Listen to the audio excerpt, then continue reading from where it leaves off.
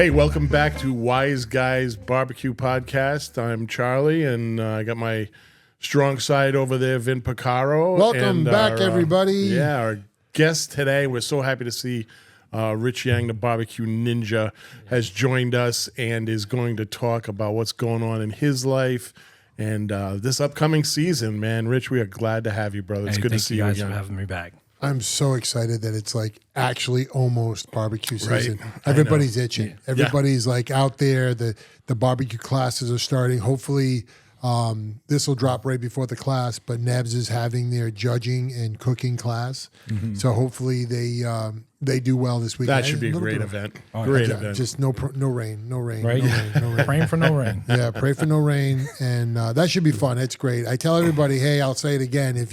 I get everybody because they know I'm an idiot in barbecue. So everybody comes, they ask the idiot. You know, it's like, so my motto is, if you want to look thin, hang around with fat guys. If you want to be smart, hang around with me. I thought we were friends. So anyways, people ask me all the time, how do I get involved? Like, what do I do? Me and my son are thinking about it. I'm getting a retirement age. I want a hobby. And I tell them all the time, go to one of these sanctioning communities and find out, ask, just get involved. There'll be plenty to do. And then Nebs does what they're doing this weekend, which is fantastic, right? They're saying, come meet the competitors, come meet. A lot of these competitors they're on the board, right? They're president, vice president. Yes. So this is it. Hopefully they're raking in the teams right now, and it doesn't rain, and you guys have a great weekend. That's the way to get involved. So good luck to everybody. And don't be intimidated at all by going up to this event, because these guys are here to help you, and there's no judgment whether you know anything or you're somewhat experienced. You want to go here and get the tips and stuff from the real guys that do this thing for. That's exactly how they set it up. If you're like somebody, they don't want pro cooks there, but if you're a backyard cooker and you know your stuff, you got your equipment, and you just need pointers and the information, they're there to provide it. If you have nothing, you don't have a cooker, you don't even know how to make smoke, they'll put you on a team with other competitors, and you will work in a team and learn how to make smoke. Definitely. And there you go. But did you ever take a class, Rich? No, I never took a class. So you're all self-taught, huh? All self-taught in the backyard. Oh, nice. I think we mentioned, we talked about that once. Was it your mom who was a big influence in cooking with you? Yes. Yeah, she taught you how to cook. Yep. Always learning from her, and then spice from my dad. There you go. Yeah, no, it's really unfortunate these days, because a lot of parents in the last 20, 30 years, they both work, right? So, no one's home cooking. They're back go back 40, 50 years, there was one parent in the kitchen all day long, and they were doing the shopping, they're doing the prepping, and doing the cooking. And that's how you learn. You help mom, or mom, you were voluntold to do things in the kitchen. Yeah. And that's how you learned. I mean, the skills I do have, I learned from my mom. But yeah, that doesn't happen too often. So it's nice that you learn from mom. And I haven't had a class. I'd like to. I know it doesn't matter where you are in your career. Taking a class helps, because if you don't know how to cook, you got to learn how to cook. Yep. And then if you know how to cook, there is a process. And the process you create and you kind of stay true to is what makes you a good competitor. Like you got to stick to the program, to the program. It's like a mantra, so that you need to have, and it's like we say it all the time when growing my last son up. It's like, hey, you can shoot foul shots all day long, but if you don't learn how to shoot a foul shot, you're basically practicing to be bad. Right. So you have to learn it first, and then you can practice it. So same thing with cooking. You got to get out there. Rich, give me you were one of the first guys we had on here.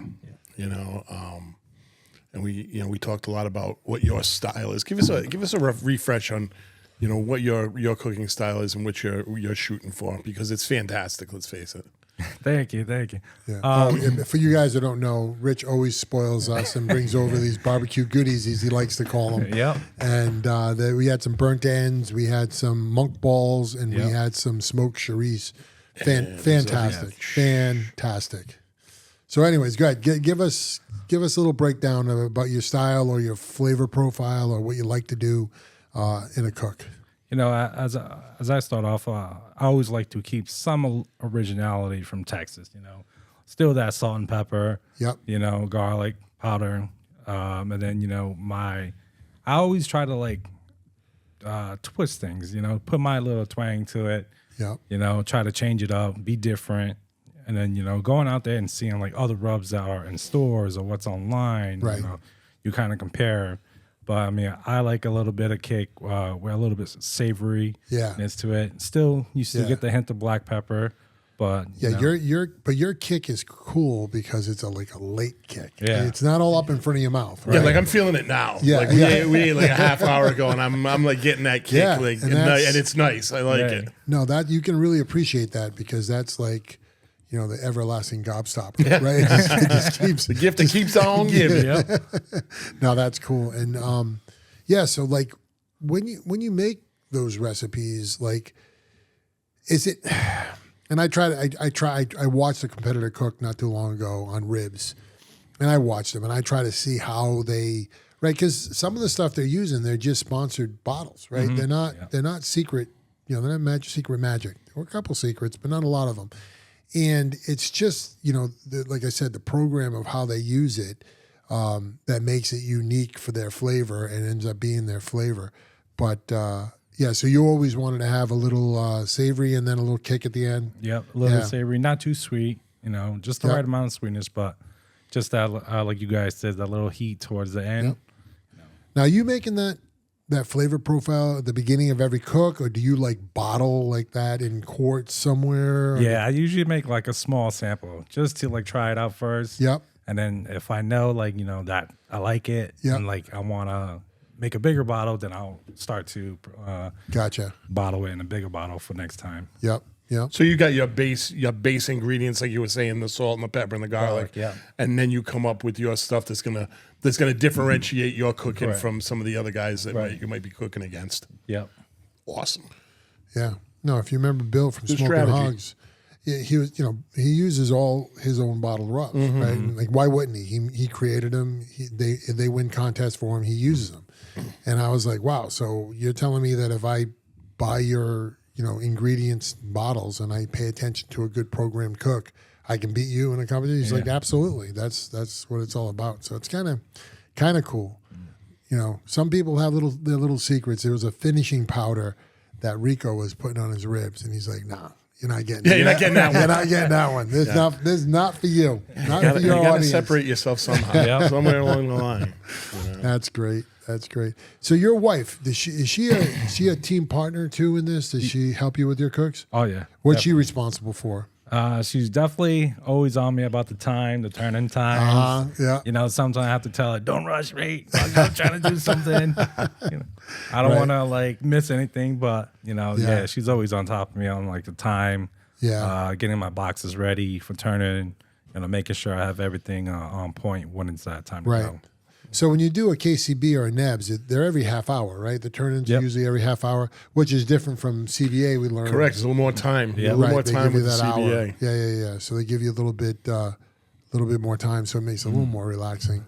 But yeah, I can see that, especially Bob Bowman said at the Bass, it's like this culinary show, right? This magical thing happens somewhere between precise culinary cooking and camping.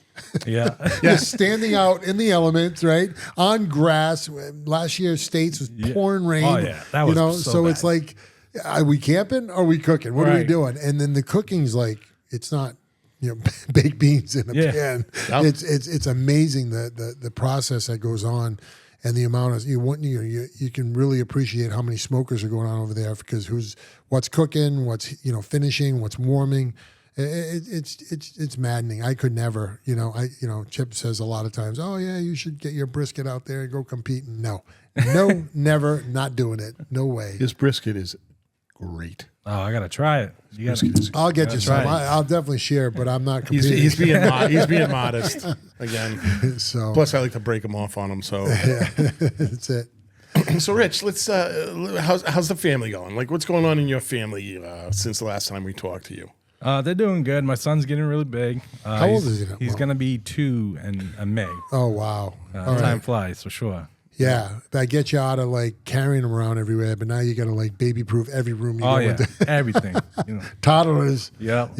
Yeah, terrible twos. Oh yeah, I remember those days. Yeah, he's starting a little fit when he doesn't get his way. So Of course, I do too. Right, we're not much different. Don't feel bad. Don't feel bad. So what are we doing? What's your son's name? Tate. So what are we doing with Tate when you gotta go cook, when you got a competition? Is he rolling deep with you guys, or? He gets his afternoon naps, and then he'll come in when it's turning time. You know, he has a shirt that he puts on. Yep. So he's already in. Yep. All right. That's good. Like That's it. good. So you're telling me that you guys are redeveloping your logo or your brand, or what are you doing? Yeah, we're trying to come up with a shirt, you know, just to like sell to the public, you know. Have people, nice. You know, and supportive people. Where, you know. So this is the one I'm wearing is for my competition. So this is the competition one. So I'm trying to come up with one that's like for everyday kind of wear. Like a nice merchandise department for you, so we can go in there and get some hoodies or some shirts. That'd be awesome. Yeah. Have to do it. All right. So Rich, tell us a little bit about like what's your plans for 2025. How many contests are you going to do?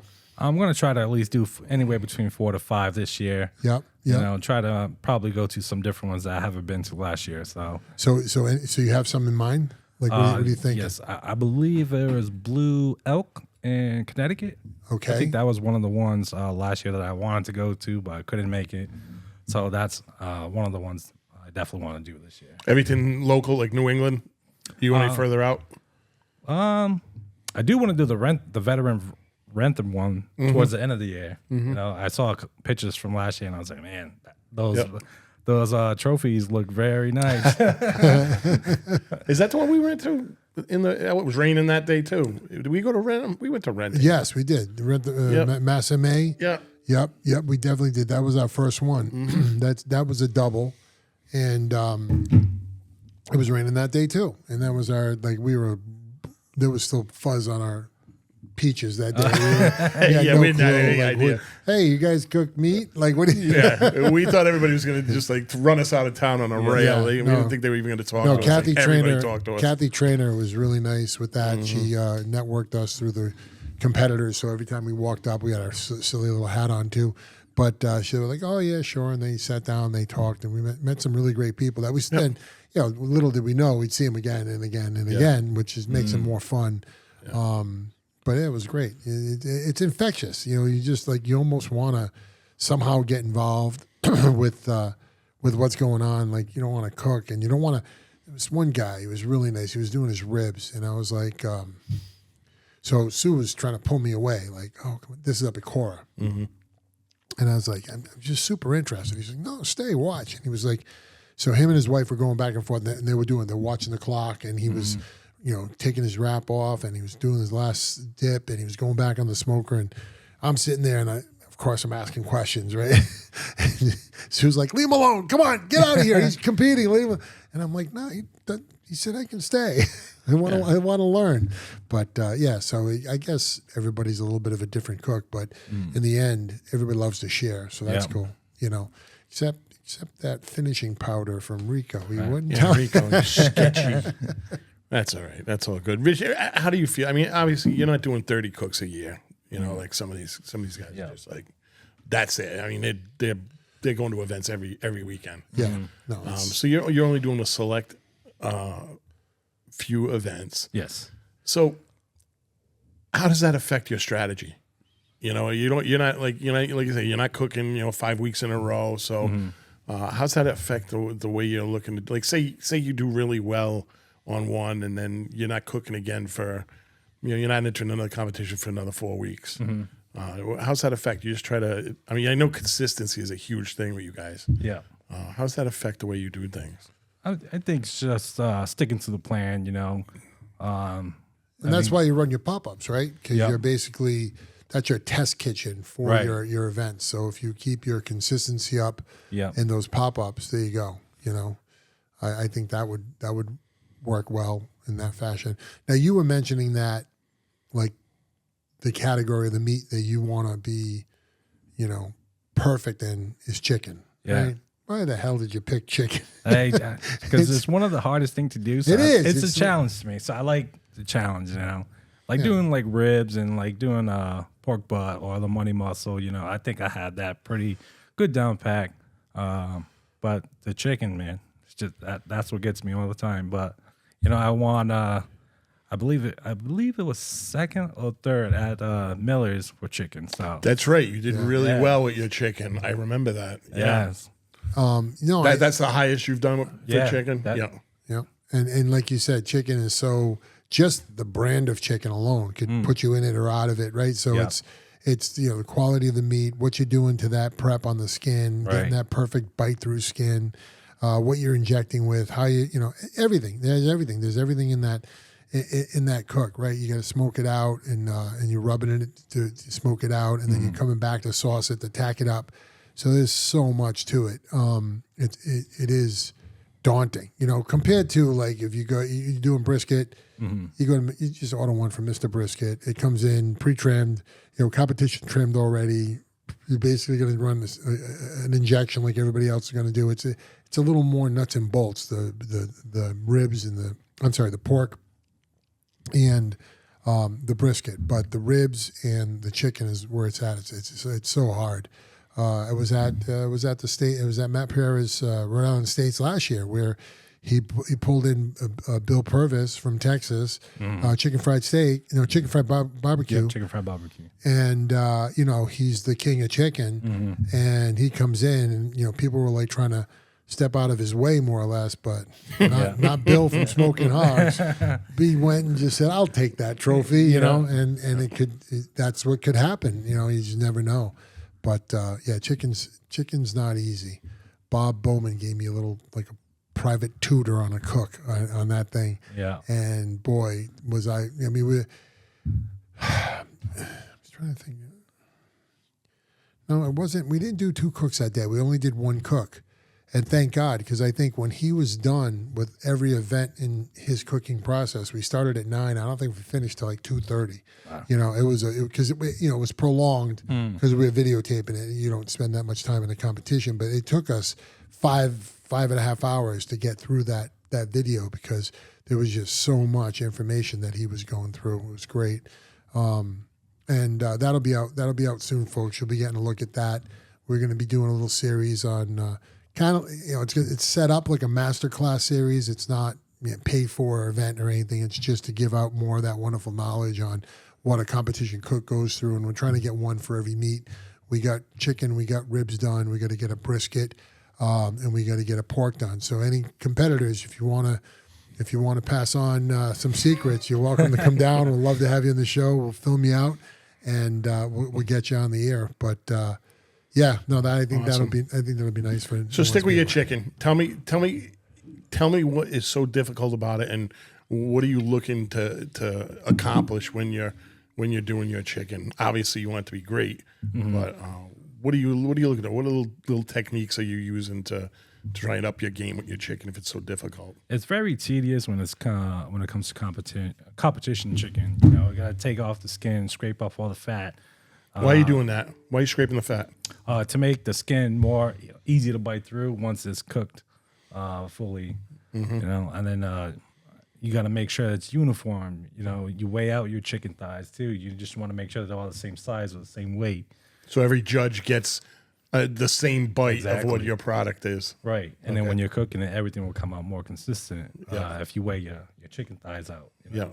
And then making sure that the skin or the bed of the chicken is tight, you know. And this year I watched a couple videos from I believe his name is I believe it's Paddle Duck Barbecue.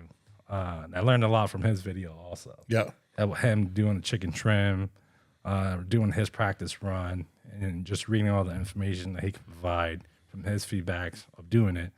It kind of, you know, definitely I'm still learning myself. Sure, you know, through everything. So. I mean that's the great thing about barbecue, right? There's always stuff you can learn.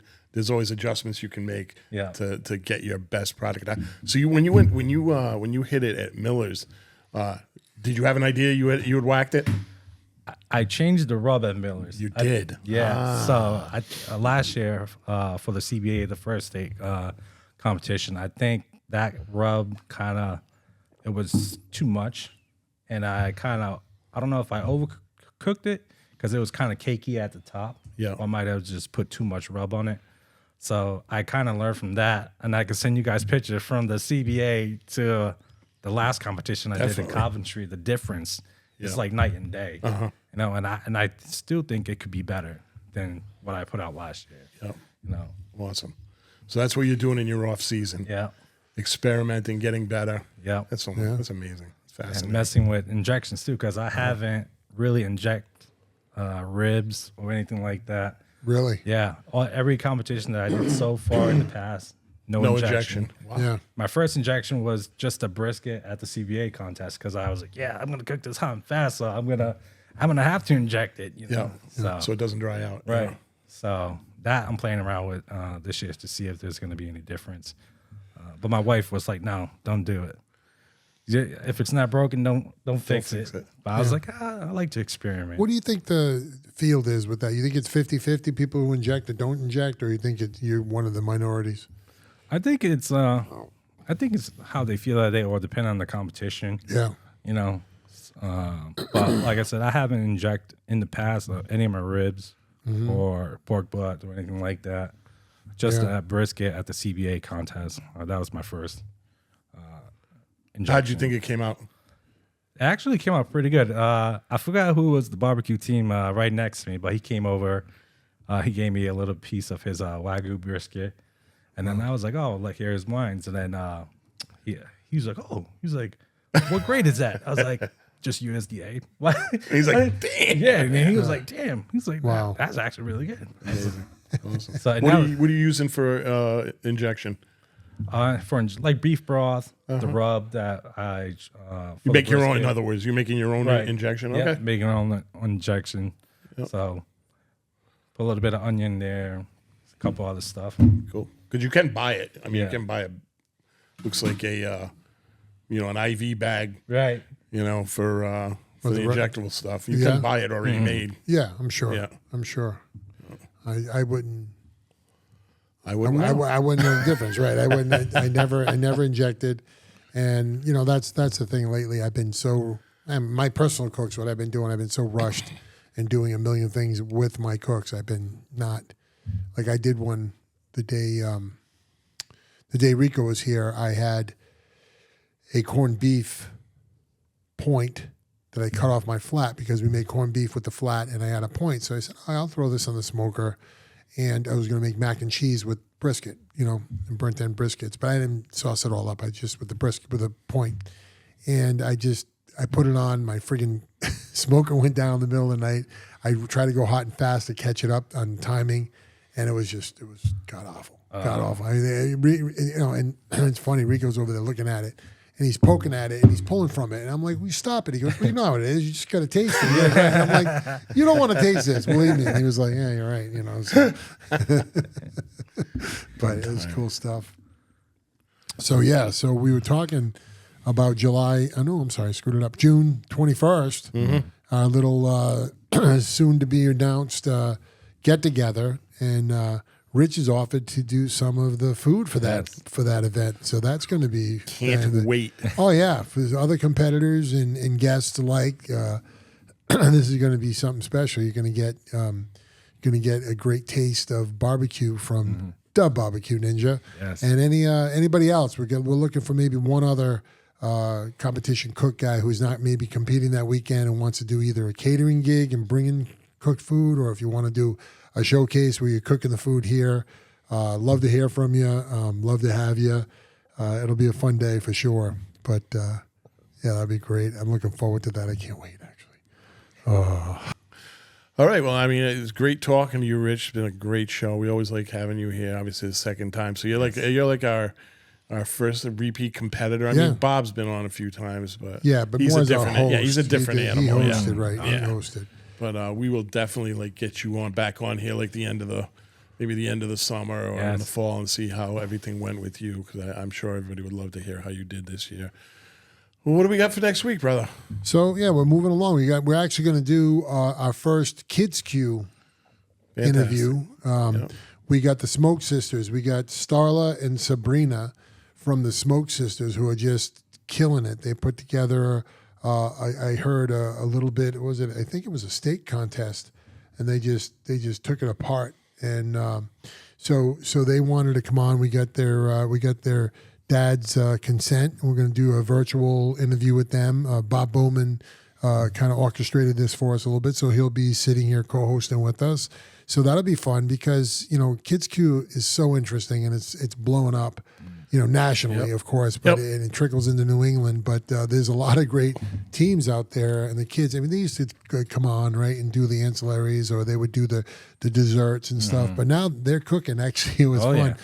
It was last year. They had at Cora, they had the rib competition on Saturday. So Jeff from El Jefe Smoke and Dan from El Jefe Smoke sponsored their daughters to do one of the rib. Well, they sold. I don't remember the exact dollars, but like if everybody else's ribs were going $200-$300 at auction, theirs were in the $500-$600. So yeah, and they were happy to kind of rub it in their dad's faces a little bit. So it was cute. So they're going to be on. So that's going to be exciting. Can't wait to hear barbecue from the perspective of a young cook, and see how it's huge. It's a huge thing, and I didn't realize it till we started this thing. Yeah. How the Kids Q is like all over the place. Like KCBS is enormous, obviously. Out in the Midwest, they have huge kids programs. Yep. And then just on your favorite channel, the Magnolia channel has. Yeah, the Magnolia channel. I just had to throw that one in there. Thank you. They have a whole show on a Kids Q.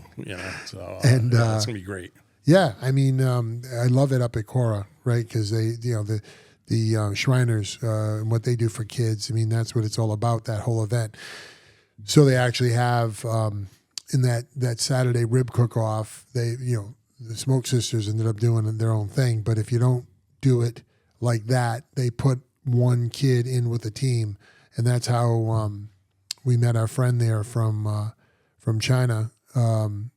Was with El Jefe and Dan cooking, and that was her second year up there. So it's just so nice to see how they promote it, and they just have a blast. It's so much fun. So that's what we got next week. So it's a great week. I can't wait to get at it, and we're going to be out at the Neb's cook class this weekend. And stick your head in there and see what's what. Yeah, stop in there and see them for sure. And then we got more great stuff. We're going up. Was it April 5th? We're going to a week from this Saturday. Haven Hill, New Hampshire.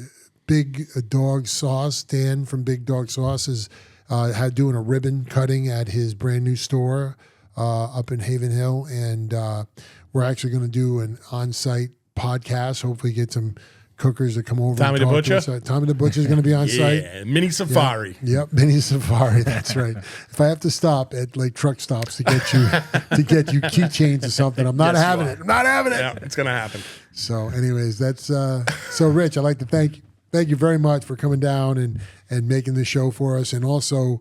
The food that you bring is uncalled for, but it's so delicious. Can't come empty-handed. I don't like to blow too much smoke up your ass, but like you're my favorite barbecue right now. It's like I love your flavor profile, man, and you don't disappoint. So thank you, I appreciate it. Can't wait to eat more of it.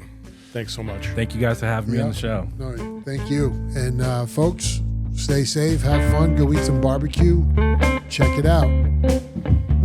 Peace.